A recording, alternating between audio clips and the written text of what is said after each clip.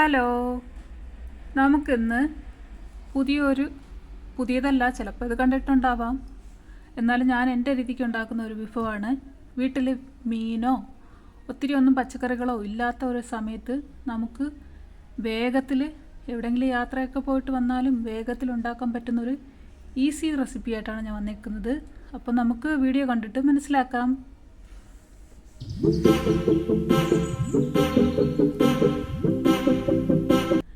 അതിനായിട്ട് ഞാനിവിടെ ഒരു ക്യാരറ്റ്, കുറച്ച് കത്തിരിക്ക എടുത്തിട്ടുണ്ട്. അതിലേക്ക് ഇടാനായിട്ട് 2 അല്ലി വെളുത്തുള്ളി, ഒരു പച്ചമുളക് എടുത്തിട്ടുണ്ട് കേട്ടോ. ഇതാണ് നമ്മളുടെ മെയിൻ താരം. ഞാൻ ചെറിയ പീസായിട്ട് അരിഞ്ഞെടുത്ത് വന്നിട്ടുണ്ട് കേട്ടോ. അപ്പോൾ നിങ്ങളുടെ ഇഷ്ടപ്പെട്ട രീതിയിൽ അരിഞ്ഞെടുക്കാം. ഞാൻ നീളത്തിലും ചതുരത്തിലൊക്കെ ആയിട്ട് അരിഞ്ഞ് വെച്ചിട്ടുണ്ട്, എൻ്റെ ഒരു സ്റ്റൈലിൽ. നമുക്കിതിനി ഒരു പാത്രത്തിലാക്കിയിട്ട് വെള്ളം ഒഴിച്ച് അടുപ്പത്ത് വെച്ച് വേവിക്കണം. ഓക്കെ, എല്ലാവരും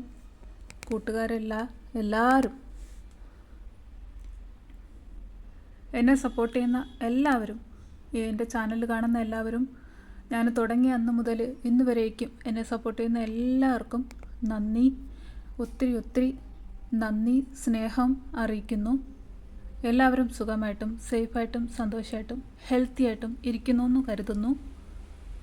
നിങ്ങളുടെ സപ്പോർട്ടിന് ഒത്തിരിയേറെ നന്ദിയുണ്ട് കേട്ടോ.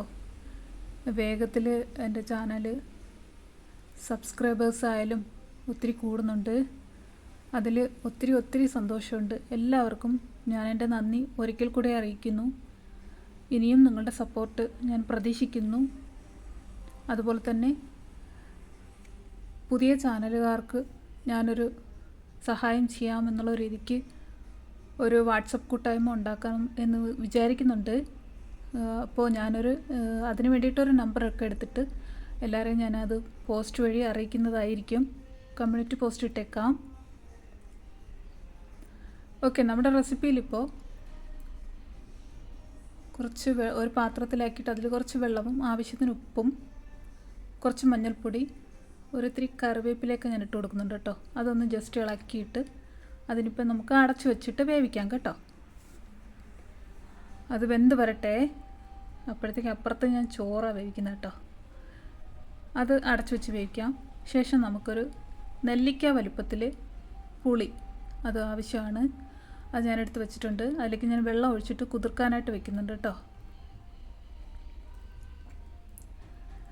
അളവ് നിങ്ങൾക്ക് ആവശ്യാനുസരണം കൂട്ടിയും കുറച്ചൊക്കെ എടുക്കാം, പച്ചക്കറി ആയാലും.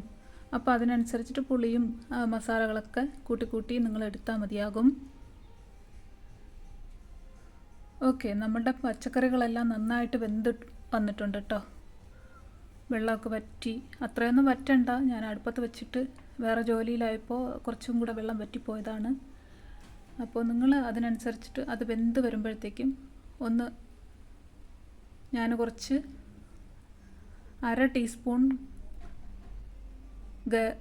ഗരം മസാലയിലല്ലോ 1/2 ടീസ്പൂൺ പിരിയൻ മുളക് പൊടിയും 1/2 ടീസ്പൂൺ എരിവെള്ള മുളക് പൊടിയും 1 ടീസ്പൂൺ മല്ലിപ്പൊടി ഇട്ട് കൊടുക്കുന്നുണ്ട്. കാരണം നമ്മളിതിൽ ഏറൊന്നും തന്നെ ചേർക്കുന്നില്ല. അപ്പോൾ കളറിനും എരിവിനും വേണ്ടിയിട്ട് നേരത്തെ ഒരു പച്ചമുളക് ചേർത്തിട്ടുണ്ട്, എന്നാലും ഇത് ഇത്രയും കൂടെ ചേർക്കുന്നുണ്ട് കേട്ടോ. വേറെ പൊടികളുടെ ഒന്നും ആവശ്യമില്ല. നേരത്തെ നമ്മൾ മഞ്ഞൾപ്പൊടി ചേർത്തല്ലോ. അപ്പോൾ ആ പൊടികളും ഇട്ട് പിന്നെ നമ്മൾ നേരത്തെ എടുത്ത് വെച്ചില്ല പുളി, അത് പിഴിഞ്ഞിട്ട് ആ പുളിയുടെ വെള്ളം കൂടെ ഇതിലേക്ക് ഒഴിക്കുക.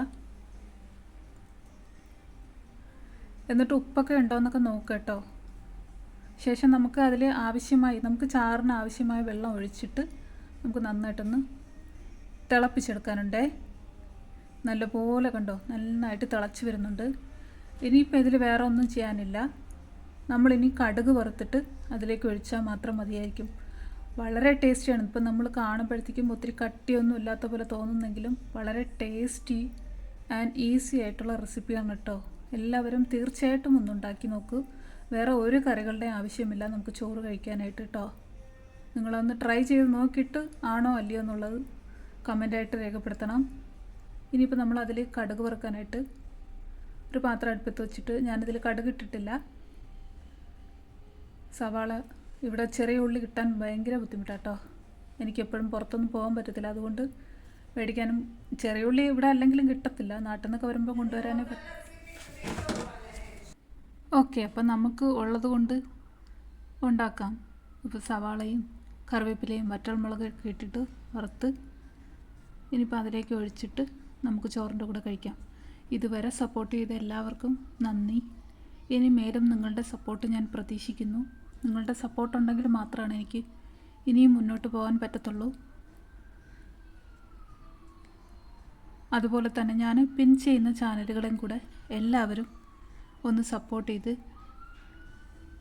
സഹായിക്കണം. എല്ലാവരും നമ്മൾ പുതിയ പുതിയ ചാനലുകളെയാണ് ഞാൻ എല്ലാവരും പിൻ ചെയ്യുന്നത്. ഓരോരോ വീഡിയോ ഇടുമ്പോഴാണ് അതിൻ്റെ താഴെയാണ് ഞാൻ ഓരോ ചാനലുകളും പിൻ ചെയ്യുന്നത്. ദയവായി എല്ലാവരും ആ ചാനലുകളും കൂടെ ഒന്ന് കമൻറ്റ് നോക്കിയിട്ട് പിൻ ചെയ്ത ചാനൽ കൂടെ ഒന്ന് സപ്പോർട്ട് ചെയ്ത് സഹായിക്കണം കേട്ടോ. അപ്പോൾ എല്ലാവർക്കും നല്ലൊരു ദിവസം ആശംസിക്കുന്നു. എല്ലാവരും സേഫായിട്ടിരിക്കുക, ആരോഗ്യത്തോടു കൂടി ഇരിക്കുക. Thank you for watching. Keep your supports.